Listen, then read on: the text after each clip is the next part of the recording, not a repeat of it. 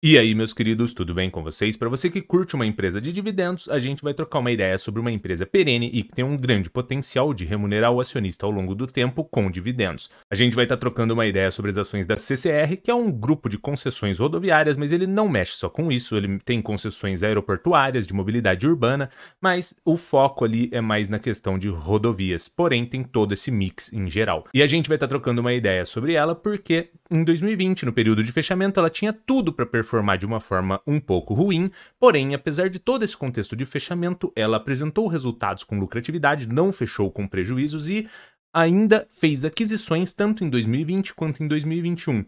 E tem uma notícia relevante sobre um player referência de mercado que fez aquisições dessas ações e você poderia estar investindo a um preço inferior do que esse player quando ele fez essa aquisição. É claro que nada do que for dito aqui vai ser uma recomendação de investimentos, mas dá essa força aí. Se você já curtiu essa ideia, dá o like aqui, senta o dedo no like e compartilha com a galera para o canal crescer. Dá essa força aí e bora lá!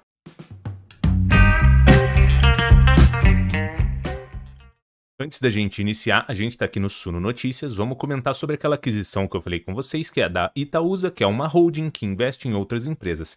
Itaúsa e Votorantim propõem 4,1 bi por fatia da Andrade Gutierrez na CCR. Ou seja, isso daqui já é uma notícia antiga, mas eu estou trazendo para vocês porque é um player referência, um player sólido que tem referência no mercado em análise de investimentos e ele fez uma aquisição aqui das ações da CCR e a gente consegue visualizar aqui embaixo, a participação teria sido avaliada em mais de 4,1 bi com preço de R$ 13,75 por ação, ou seja, as ações hoje estão cotadas a um valor inferior a esse. Você investidor, se achar interessante, poderia estar investindo na empresa a preços muito mais inferiores do que a Itaúsa entrou.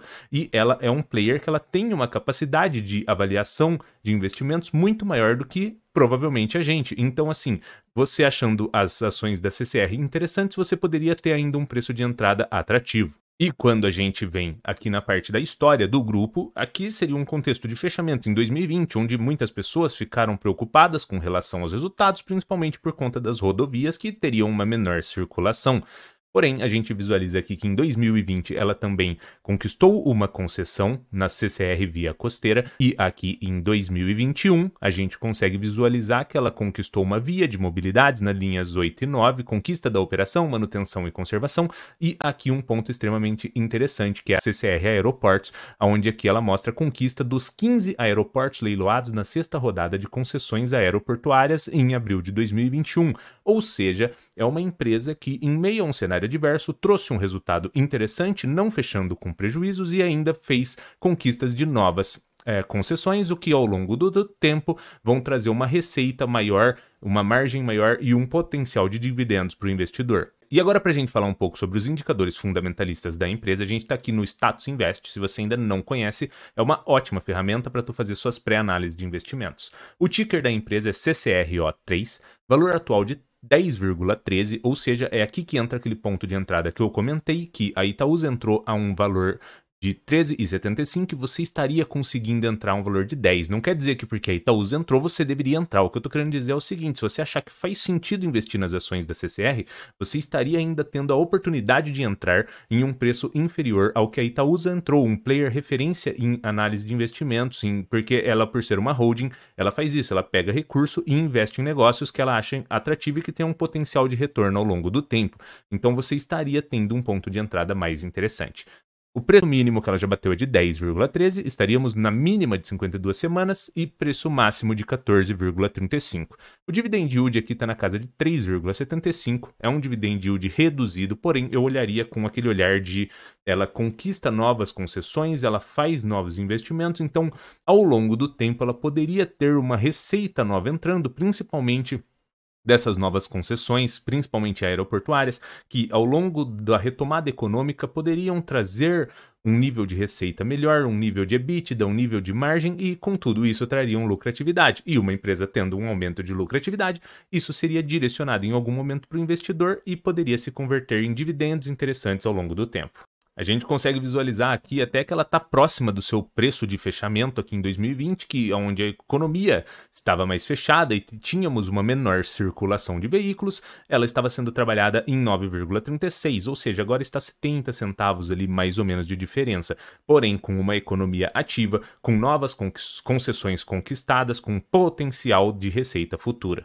A parte do dividend yield dela a gente já viu, aí na parte do preço-lucro está na casa de 4,85. Para você que não entende como que funciona essa métrica, quanto menor, melhor. Isso daqui quer dizer que em 4,85, ou seja, em quase 5 anos, se a empresa mantivesse a lucratividade e distribuísse a totalidade para o acionista, você teria o seu retorno de investimento em praticamente 5 anos. É extremamente rápido, principalmente quando a gente lida com uma empresa que ela tem uma previsibilidade aí nessa geração de caixa, por ela ter concessões de 20, 30 anos, ela consegue ter essa perspectiva do quanto que ela vai gerar ao longo do tempo, ela tem reajustes inflacionários, então ela é uma empresa tecnicamente um pouco mais blindada, porque a gente já sabe que ela vai corrigir a inflação, ela tem essa perspectiva já de resultado que ela vai ter ao longo do tempo. Então essa métrica aqui de 4,85 a gente poderia considerar ela extremamente reduzida.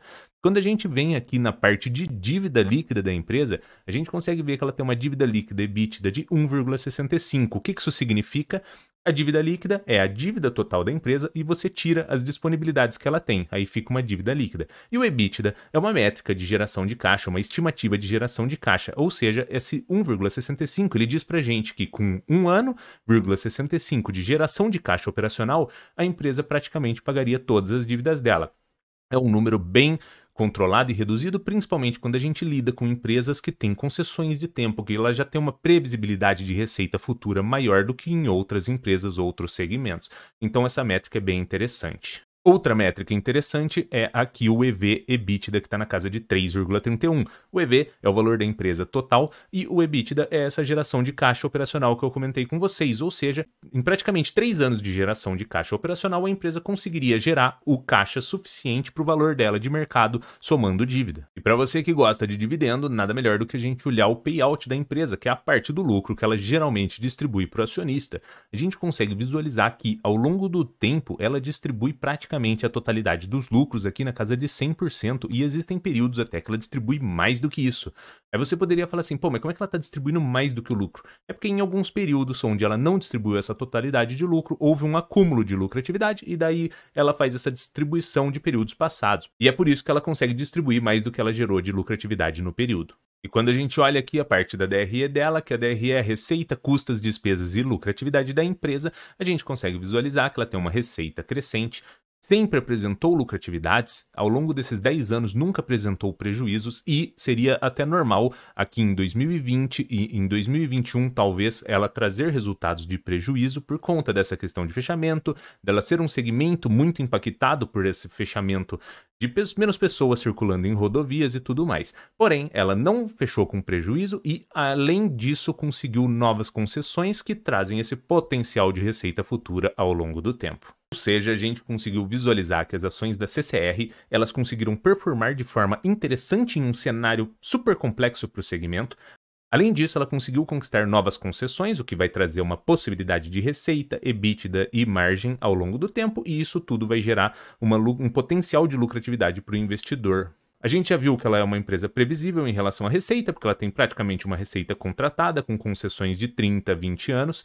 Ela tem reajustes inflacionários, o que acaba protegendo o investidor ao longo do tempo. E ela tem uma dívida controlada, que ela poderia ter até uma dívida maior por conta dessa previsibilidade de receita que ela tem, de reajustes inflacionários. E comenta aqui pra gente, você já investe na CCR? Já pensou em investir em algum momento? Manda aqui embaixo. Eu invisto e tenho uma posição até que relevante nela.